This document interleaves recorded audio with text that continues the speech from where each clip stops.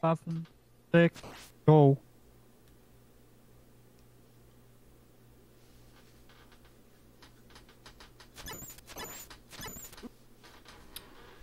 Okay, how's it going, everybody?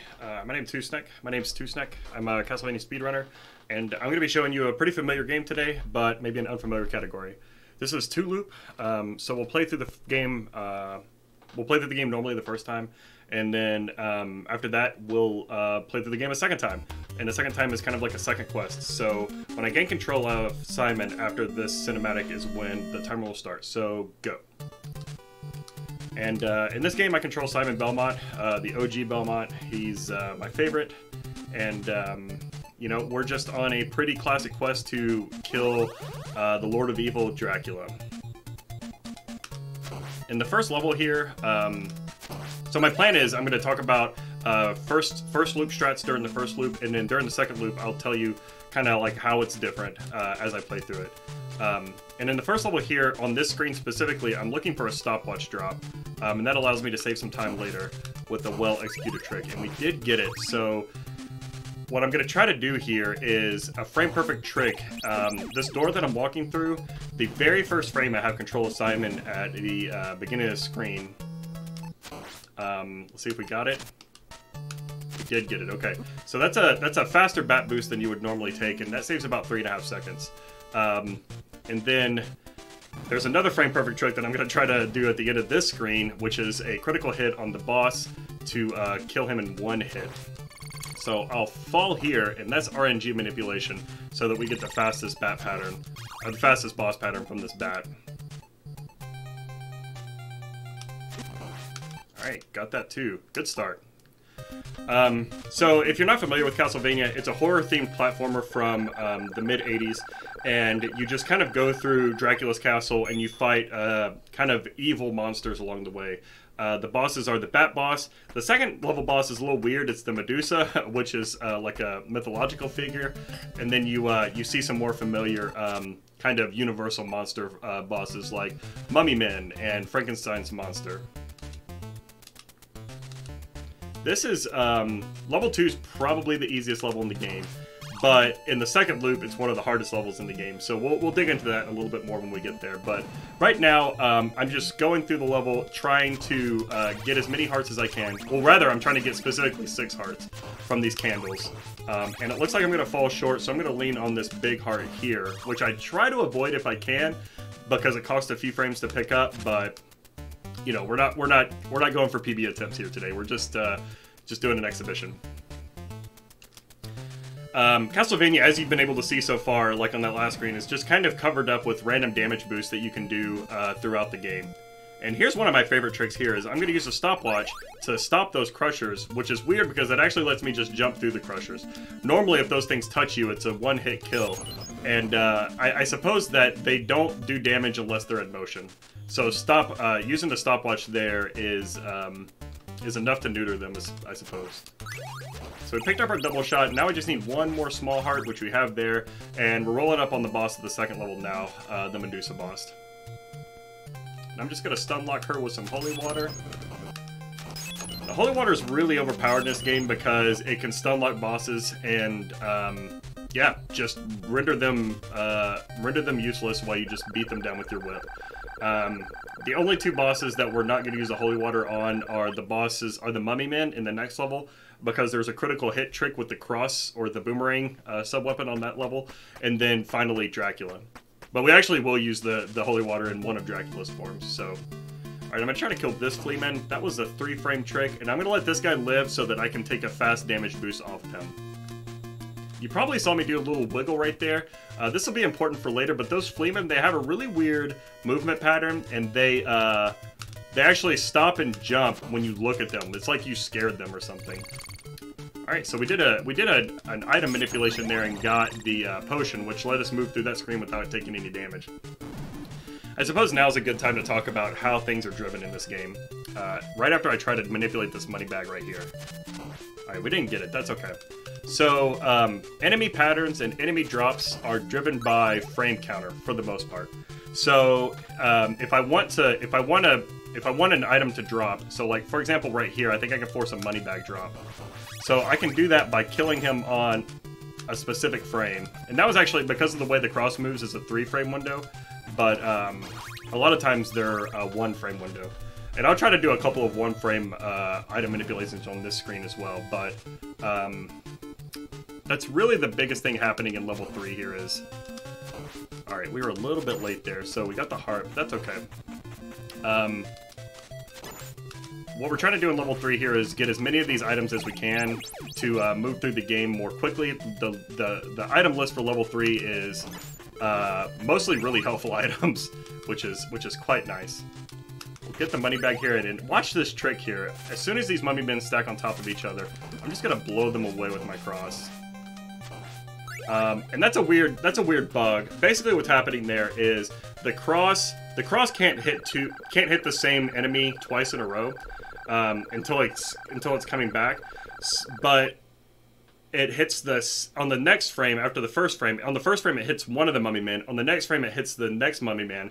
And then kind of when it runs the code to check whether or not it hit that, the last thing it hit was mummy man B. So it's like, oh well, I can hit mummy man A. And it just goes back and forth like that. So you can do an incredible amount of damage to the mummy men really fast. Okay, so I'm setting up a trick right here, which is going to let us skip about 7 seconds. This is called the cave skip, and I missed it. I took a knockback. I started my stopwatch too early, so we're going to have to take these fairies here. Maybe I can show off the trick in the second loop, but what I was trying to do is I was trying to bat boost up onto the top there so that we can just walk across the top of the cave there rather than take these little boats. And we call this the Fleaman Harpy hallway or screen. This screen is everything I'm doing here is RNG manipulation. I'm manipulating both what these enemy patterns are and what they're dropping, and more specifically what they're not dropping. Because there's a sub weapon here that I don't want to get called the axe, and I'm just trying to avoid that. So that screen's it's a little tough for newer players to get a grasp on, but once you've figured it out, it's like riding a bike. It's a pretty easy screen. Keep that in mind for the second loop. It is much less forgiving in the second loop. Essentially, in the second loop, we haven't figured out how to manipulate the enemy pattern RNG yet, so it's actual RNG, which is a little dicey.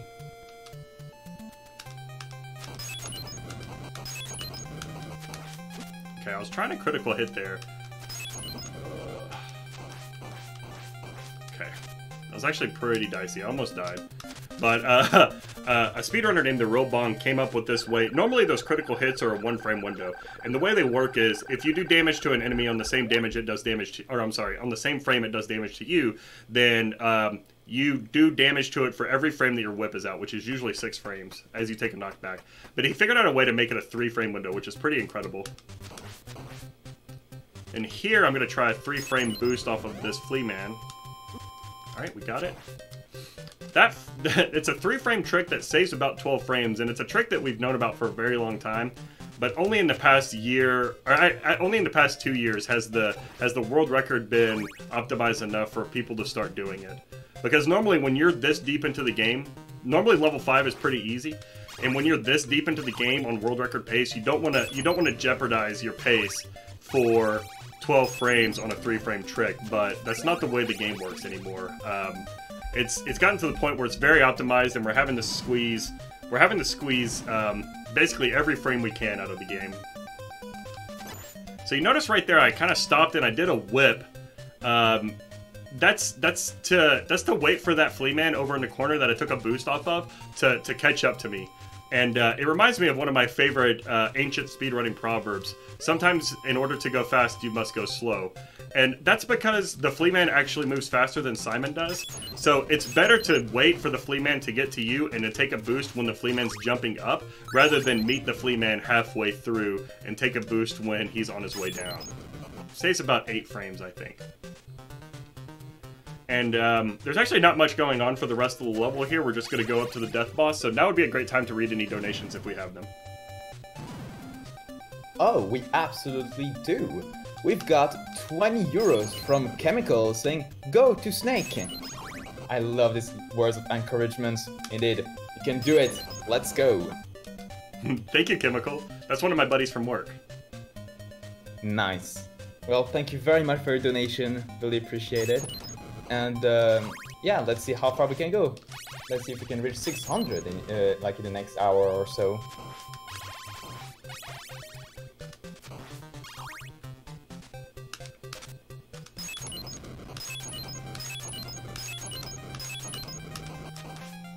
Alright, so that's the death boss, and if you play this game casually, you probably know that that boss is very, very difficult. But again, we've been able to just kind of stun lock the boss in place and whip him down with holy water. It's truly an overpowered item. And what's funny about holy water is in all three of the original Castlevania games, the holy water is overpowered, but it actually works differently in all three Castlevania games. And then suddenly, when they made Super Castlevania 4 on the SNES, it is completely useless. So I guess they were just sick of people abusing holy water, and they just took it out of the game completely, essentially.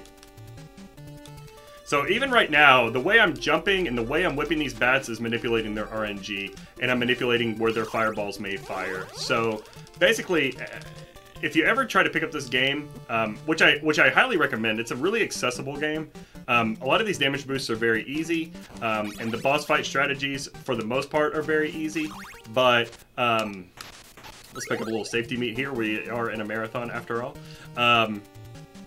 So it's a really accessible game to pick up, but it's also pretty deep in a lot of ways because the precision needed to do some of the RNG manipulation and to do some of the more advanced tricks is pretty precise. Multiple frame perfect things throughout the run. So if you're a newer speedrunner like I was when I picked up this game, or if you're an experienced speedrunner looking for your next project, I highly recommend this game. It's a fun little run. It's about 12 minutes long, and here we are. We're at the Dracula fight. Alright, so I'm going to try to do a critical hit on him as well. And we got it, so we can wrap this up in 3 cycles here. Which used to be the world record strats, but there's now a 2-cycle strategy, which I didn't get the pattern to use there. But you see again, I'm just gonna stun lock this boss with holy water, and gonna wait for the orb for the first loop to fall on my head, and then we'll watch the credits, and we'll play through the second loop. So yeah, so that's the first loop. It's a really fun run, and I highly recommend it. The second loop's going to be pretty challenging. The biggest differences between the second loop and the first loop are all of the enemies do maximum damage, which is 4 hit points. Simon has 16 hit points. Normally in loop 1, the stuff in level 1 and 2 only does 2 damage, the stuff in level 3 and 4 does 3 damage, and the stuff in level 5 and 6 does 4 damage. But in the second loop, everything does 4 damage. Additionally, everything that moves faster. So the zombies in level 1, the bats that fly across the screen, the Medusa heads that fly at you, all of that stuff moves faster. But also your sub-weapons move faster, like your holy water and your cross. And lastly, there are extra enemies on the screen. So there are a lot of screens that had very few enemies before that are going to get some air support from Medusa heads and from bats flying at you. So we have a few more seconds here before the second loop kicks up. Pika, do you want to get another donation in? Well, I definitely can remind everyone that, you know, BSG once again is raising money for the Red Cross for the Netherlands, so it's really a great cause, especially in those difficult times. And as a whole, you know, for anyone who needs more of a reminder, who are maybe not used to what BSG is as a whole, so we are the Benelux Speedrunning Gathering. We organize bi-monthly gatherings in the Benelux for speedrunners, but due to the situation surrounding COVID-19, we're currently doing our first BSG Online event, which is this one, with streamers from both the Benelux and the rest of the world bringing you entertainment during the lockdown, which, you know, is really useful because for everyone's mental health, we all need some entertainment, and this marathon is exactly what we all need. So yeah, everyone, just keep enjoying the runs.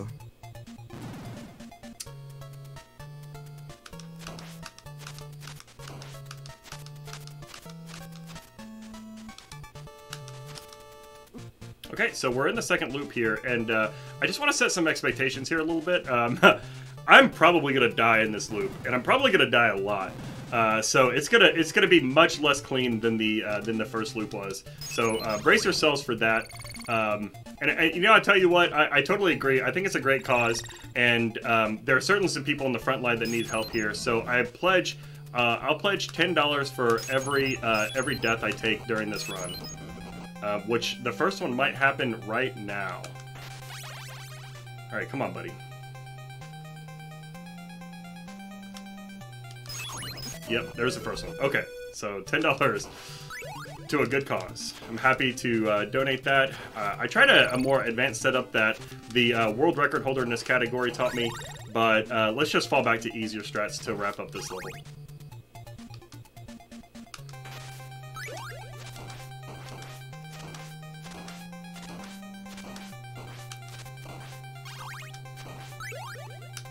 Alright, so that's level 1. Yeah, the bat swoops faster, and the bat hits much harder. Normally in the first loop, the bat boss only does 2 damage, but because I took a damage boost early in the level, I can only get hit by him 3 times. So that didn't end well. And in the second loop here, I'm going to use the cross, whereas in the first loop I used the stopwatch. And you'll see me just kind of throwing the cross at everything. Your sub-weapons need to hit enemies to get charges to give you the... Oh, actually, we'll take that holy water. We'll take that quote-unquote random holy water drop there. I didn't want to take that hit. Ooh, I almost fell in the pit there. Ooh, spicy. Spicy and dicey. Alright, so shifting gears here, we have the holy water. So I need to charge it up. I'm going to hit this knight over here to charge up the holy water. And it's a little weird. For most other sub-weapons, you need to hit multiple things. But the holy water actually ticks every frame, so you only need to hit one enemy that can survive a single hit from the holy water, and you'll get all the charges you need. So you remember the crusher screen from the first loop? I'm gonna try to do a damage boost here. Not doing it very well. There we go. So because of those Medusa heads, we can actually skip that entire screen, which is really nice. Hopefully we won't die before the Medusa boss here. We should be good. So again, I'm just going to stun lock the Medusa boss here.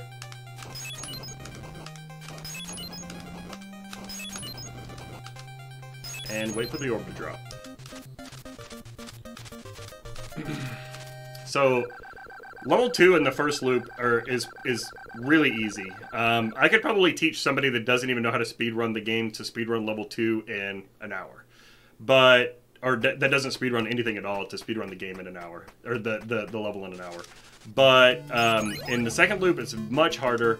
And level 2, 3, and 4 are all much harder than their first loop counterparts. So we're going into level 3 here now. And we're just going to try not to die. In level 3, in the first loop, there are a bunch of pits that you can fall in and die, but you don't really ever die from damage. That's not the case in the second loop. Again, since everything does... since everything does 4 damage to you, you can only take 4 hits, or you can only take 3 hits without dying, really. Right here, we just have a bunch of Medusa heads flying at you. As long as you don't jump, you're going to be fine, but if you jump even once, they can get really hairy. The skeleton's going to try to hit you. We got lucky on the pattern there, so that's really nice. And I'm going to try to manipulate a rosary here. Oh, money bag. Interesting. Okay.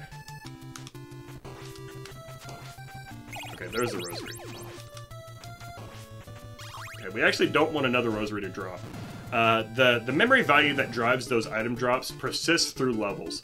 Most other things don't persist through levels, they get reset at the beginning of the next level, but that memory value doesn't get reset, and I'm trying to track that memory value so that I don't get a quote-unquote unlucky drop in... Okay, there it is. Okay, so right now we have the right value in memory to kind of get screwed in the next level, so we'll see what happens. What I'm doing right now, or what I did right there, you saw probably in the first loop, I decided to jump. I did a lot of like jumping over stuff and jumping to like hit things and try not to lose frames. But in this loop, I stood still and threw some attacks without jumping and throwing the attacks. Obviously, jumping and throwing the attack is faster. But a really talented speedrunner named Ouija Wee came up with this basically set of manipulation attacks that you can do so that you get a great pattern from those mummy men, and that's what I leveraged on that screen. All right, again, we're going for the cave skip here, and it's actually much harder in this mode. So let's see if we got it. All right, there we go. What I wasn't able to show off when it was easy, I'm able to show off when it's hard. Oh God, okay, barely made it. All right, so this screen coming up right now, the Fleaman Harpy hallway. You can tell already that they have bats to supplement the bad guys, but also it's just an RNG fest. So I'm actually gonna take it pretty slow here. It's already not going well. The worst thing that can happen is dying. The second worst thing that can happen is getting an axe drop. I actually think that the axe drop just fell, that money bag. There's a weird rule in this game where only one big item can be rendered at a time. And the big heart is a big item, obviously, because it's big. And the axe is a big item. So I think what happened there is the big heart dropped, and then I actually triggered the frame that gets the axe drop. But it wasn't able to fall because the big heart was on the screen. So I actually consider myself very lucky to get through that screen relatively unscathed. Oh, I forgot to get the double shot. Okay, so I guess we're doing this live. This is not good. Okay, that's death number 2. Yikes.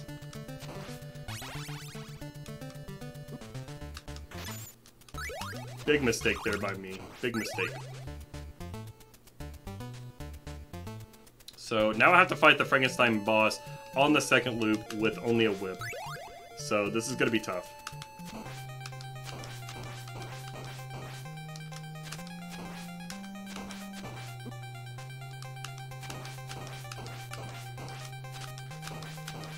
Oh, wow. I practiced that fight whip only probably for an hour and a half this morning, and I did not have a single attempt that was as good as that was. So, again, I'm considering myself very lucky. We took our second death, but that's okay. We're actually in good shape now. We don't have our holy water that we would like to have, but we can restock on holy water at the beginning of this level. Right there.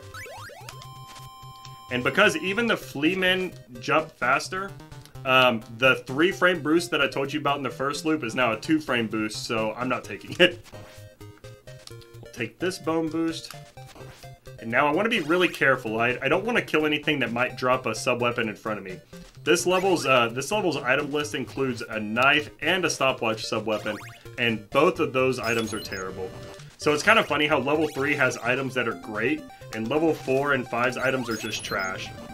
Level 4's items, there's at least 2 items that are good, the rosary beads and the sacred oils, but the level 5's items are all bad.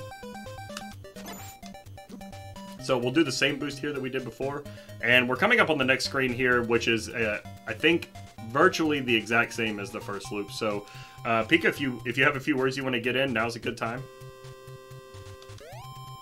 Alright, so, sounds awesome.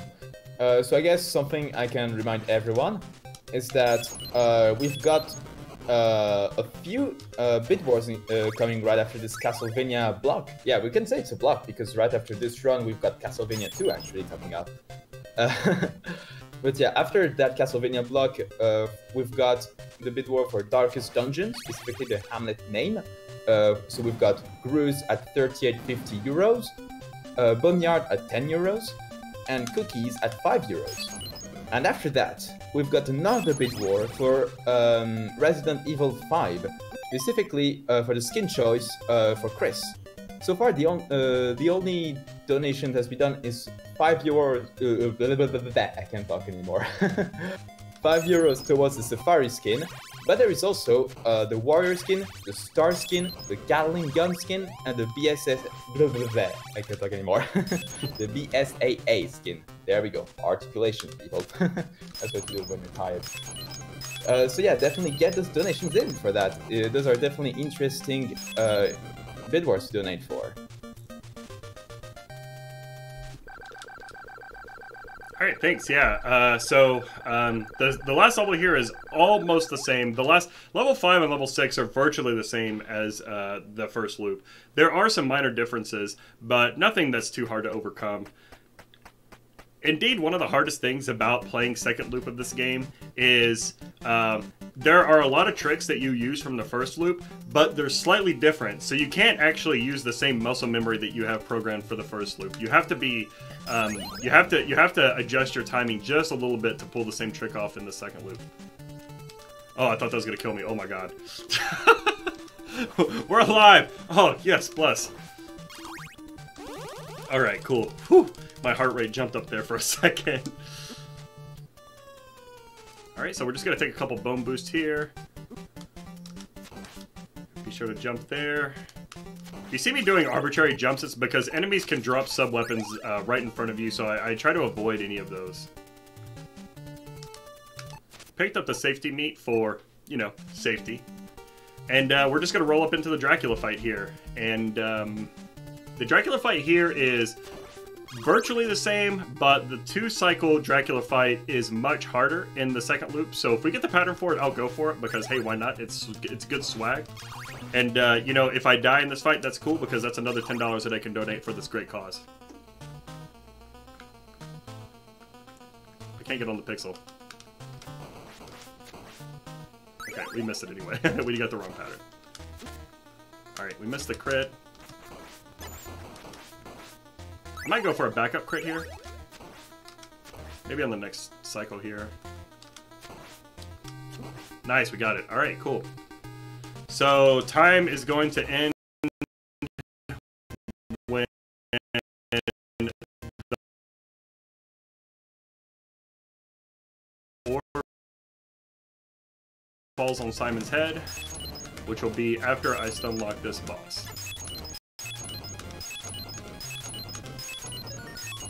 Alright, so 2 loop. Again, my name's 2Snack. Castlevania is a great game. It's a really fun speedrun. I haven't met too many people that picked up the speedrun, tried it out, and put it back down without really achieving some goal of some sort.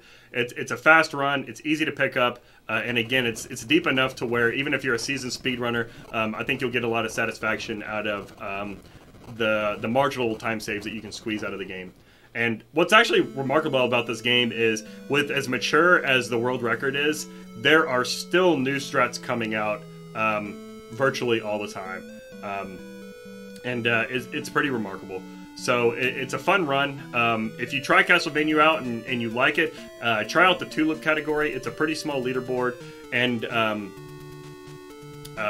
yeah, I think you'll have fun with it. Stay tuned for Castlevania 2 and for Darkest Dungeon. Those are 2 of my favorite games. Castlevania 2 is going to be a lot of fun.